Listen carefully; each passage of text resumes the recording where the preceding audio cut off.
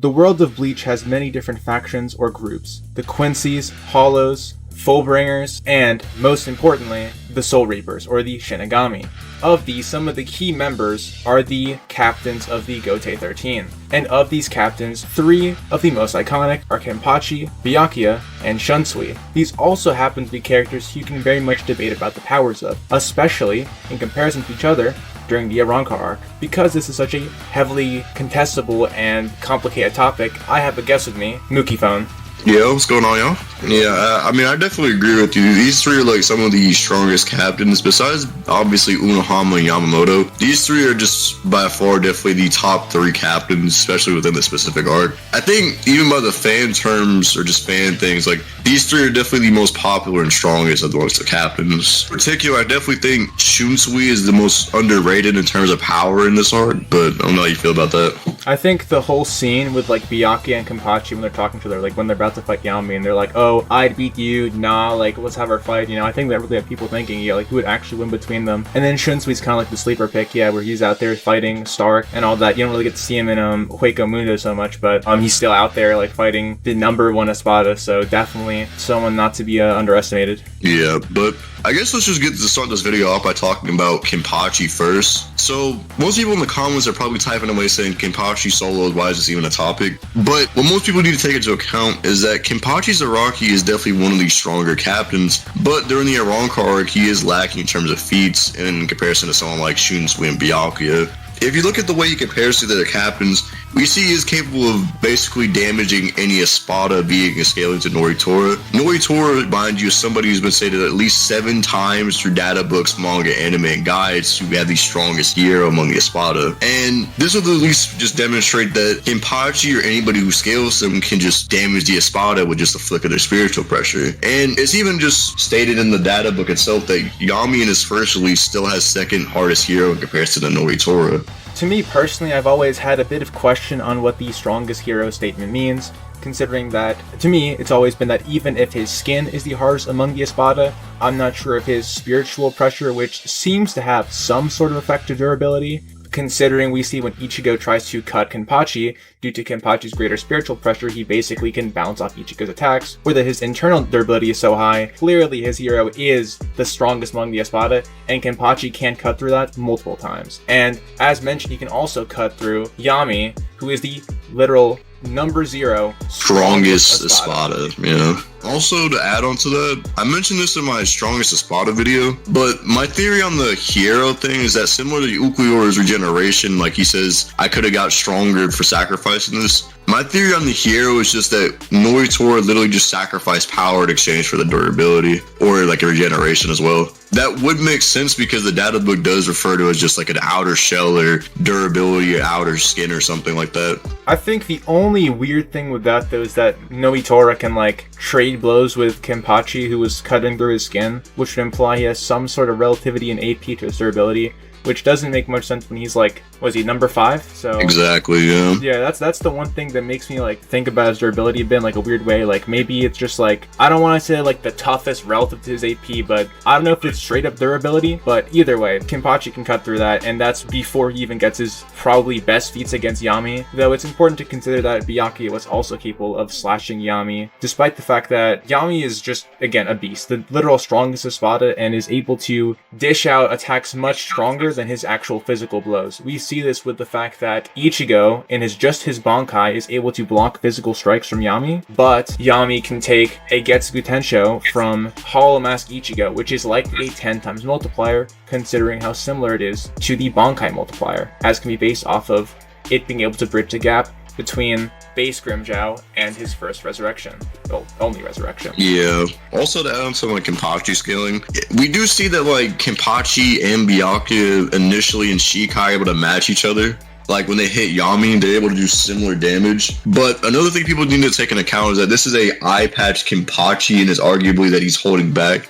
Because we see later on, not only does Byakuya go into his Bankai state, but we see a little teaser in the anime where they're actually still able to clash each other with their Bankai, and Kenpachi still able to match them blow for blow. We don't see the outcome of the fight, we don't see what happens during the fight, but we know for a fact it's just implied that eye patch Kenpachi is just relative to just Bankai Byakuya.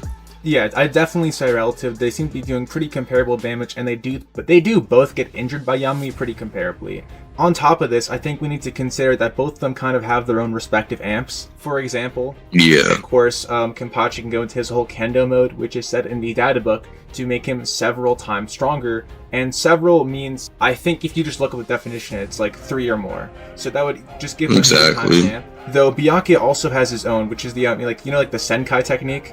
Yeah, but I think we should talk about that when we move on to Byakuya. But just to end off with Kenpachi, if we're talking about a full power Kenpachi, we also need to keep in mind that if his opponent is stronger and Kenpachi is initially losing, we do know for a fact that his body will instinctively become stronger as well. As it is just stated by Unohana, the stronger or closer he comes to near death, the stronger he becomes. So it's possible that when he's fighting someone like Byakuya or Shunsui, he may just become even stronger until he eclipses their very own power, as we see in the Noritora fight. Yeah, and maybe if you want to say, oh, that's not really like a Arrancar Arc, Kenpachi, technically, it's definitely something he could do, but even without that, he clearly is like a heavy hitter among the captains.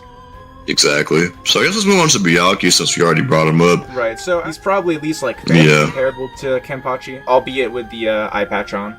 So I guess let's just talk about his healing. So his healing to Zamaru, there's a lot of misconceptions that people try to use. For example, Zamaru's title as the fastest amongst the Espada, but yeah, obviously what they're referring to is like the Sonido technique. And if you look at like the context, like what actually happens in the fight, he does have impressive feats with the Sonido, but we see that like when Zamaru actually tries to tag Byakuya, base Byakuya is still able to react to him and even is able to deactivate his Shunpo and counteract it. It's only when like Sonido is activated that he actually gets Perception Blitz, but he can keep up and actually surpass Zamaru's combat and react. Though it is interesting because I know one of the guidebooks says that he's like, I think they say he boasts the fastest speed among the Espada, which is pretty interesting because that if we do take that statement and we think it's about just raw speed and not the Sonido, that would make Byakuya the fastest of these captains here. Yeah. And yeah, as I mentioned, he also has his Senkai, which similar to Kenpachi's Kende would give him a boost of not 3 times. I think the data book says it's a 2 times boost for his power, but even still, a 2 times is a pretty good amount. Exactly. And I believe if he directs his Bankai with his hand, he's able to like double the speed as well, if I'm not mistaken. Right, and he also would have the best range of all the Espada due to like his his pedals and everything. They can just cover of the Espada of the captains. His pedals can just cover a wider distance than anyone else's range really could. So exactly. And this would matter especially in a 1v1v1 where, let's say 2 people are fighting, you kind of fight them also from a distance as they're hitting each other up close and weakening each other. Yeah, and we even see that he's able to match, like we said earlier, Shikai Byakuya is able to match like that same Kenpachi and damage that same Yami. And even then, we even see that earlier on in like the previous arc, Renji thinks he can at least fight Shikai Byakuya, but then the second he pulls out his Bankai, it's applied to be a much bigger difference. You could say because of like, I guess the amount of pedals, but it's obviously supposed to be a power thing, not just like the amount. Right. Exactly. And Bankai is just typically just a 5 to 10 times multiplier. So I don't think it's just, the amount is getting bigger, obviously. I think it's just he's becoming stronger. Yeah, I think that makes a lot of sense, especially when you consider that against Ichigo, as soon as he goes into Bankai, he seems to just be in general doing better, even taking like less damage, it looks like.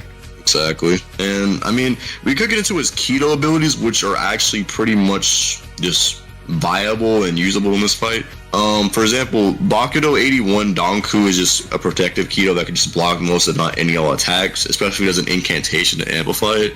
But since we know Byakuya typically would just go for a Raikoho or just a binding Kido, it might actually just keep Kenpachi in place long enough for him to activate Bankai and end the fight. Well, I don't know about end the fight, but definitely give him more of a chance to use it. Exactly. And like I said, he is a master Kido, but typically he only does it to bind people in it and catch them off guard. Or he just uses his Bankai to end the fight as a last resort. Right. Now, I think that's a pretty good summary of Byakuya's abilities. I think we can go to Shunsui now. So, Kyoraku Shunsui is definitely, like I said, one of the cool-headed captains and one of the most underrated, especially even at the end of the series. And honestly, even before we made this video, me and Itsubi kind of like had a debate over just like what would happen if Shunsui has access to his Bankai, because we do know for a fact he has it back then, but he just chose not to use it because the range of it, and as we know now, it's because he could have got his friends and everybody else involved into this ability. Right. And even Kubo kind of brings it up in like a statement where he implies like the appeal of Shunsui's Bankai apparently was like to scare Aizen, or it's possible could have beaten Aizen or something like that along those lines. That is pretty crazy if true. Like, okay, if I'm not sure of that statement, I haven't seen it, but like if he did say that, that would be like an insane statement. That would definitely be something that I don't think either. He says it like Shunsui's Bankai, like the appeal of it is like it seems to the audience that it could beat Aizen. Yeah. There's also a statement during the Soul Society arc, by the way, from a guy that says that he has spiritual pressure unmatched by any of his peers. So you could definitely at least put him above like the Soul Society versions of Kenpachi and Byakuya. Yeah, for sure. And also, like, support that argument. You could just say that, for one, we know for a fact Unohana and Yamamoto obviously aren't really their peers in that sense. It's more talking about, like, their current generation of captains. Yeah. But another thing to keep in mind is that Shunsui during the Arrancar Arc is actually quite impressive. We see that, like, when he's not trying, he's just casually just pushing Stark to his limits.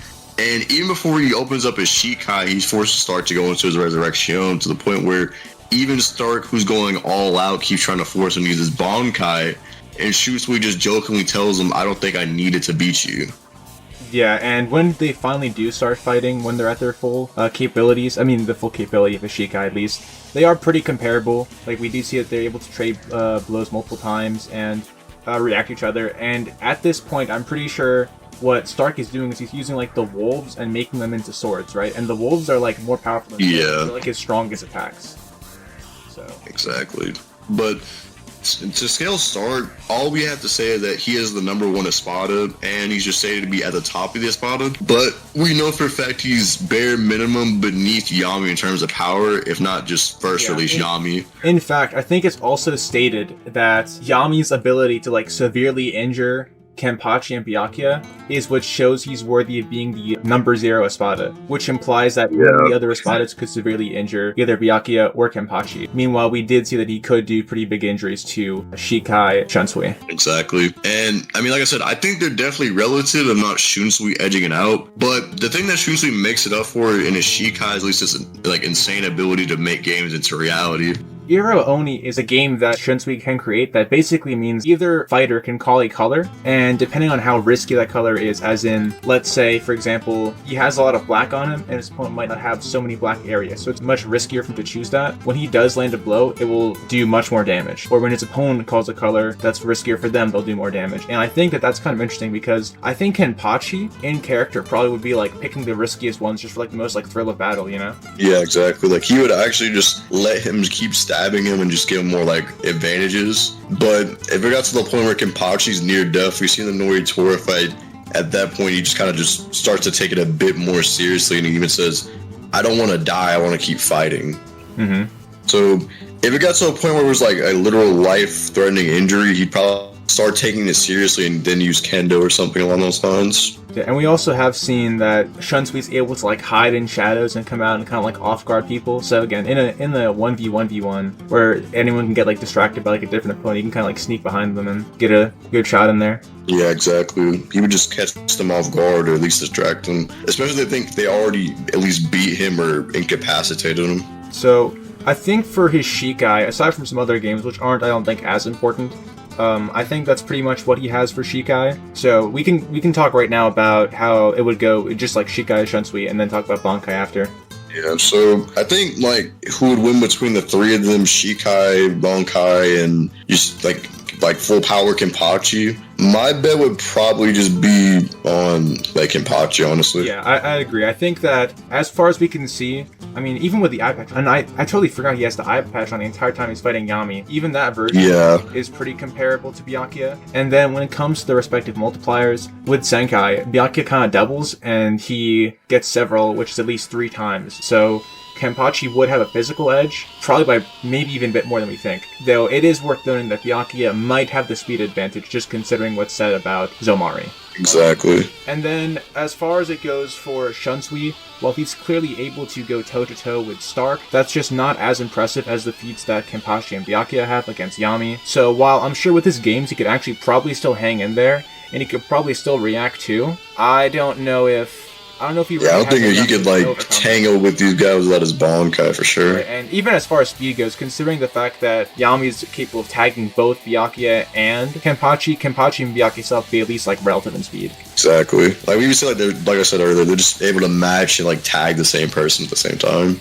Once we talk about Shunsui's Bankai, this gets very interesting, and definitely I think Shunsui favored because the first effect, or I guess like the Act 1 that he has, right, is any damage that he took in his Shikai, he can just like redirect his opponents, which is exactly pretty crazy. Like, and it's implied to be like anybody within the range, like right. At least by Ukitake. Yeah, exactly. Yeah, so just considering that would already give him a pretty big advantage, just like doing so much extra damage. Then the second one is that I think Act 2, that's the one where if his opponent like regrets. Disease. Yeah, is that the one where like his opponent regrets dealing damage to kind of like get hurt? Yeah, that's the one where the disease happens, and then I think the third and fourth one is you get swallowed, you get put into an ocean where you can like keep trying to go up, but you literally can't, yeah, and like your spiritual pressures are getting put down.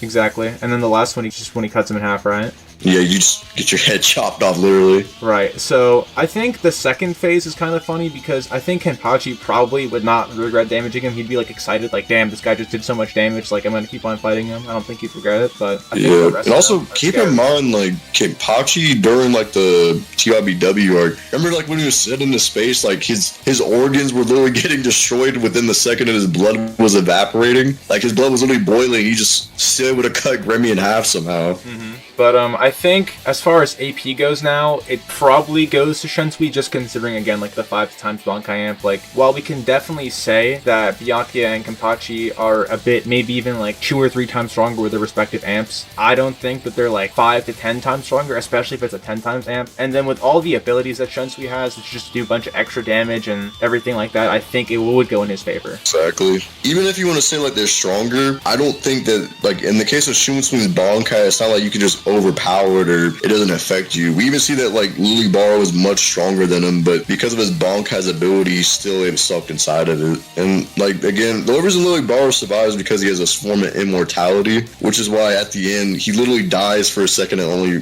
comes back after he gets his head chopped off. Right.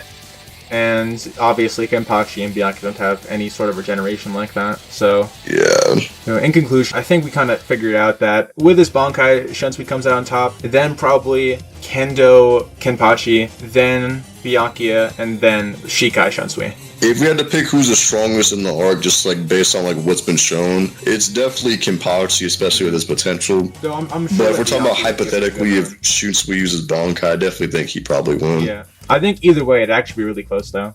Just like considering exactly from Byakuya and Kenpachi against Yami.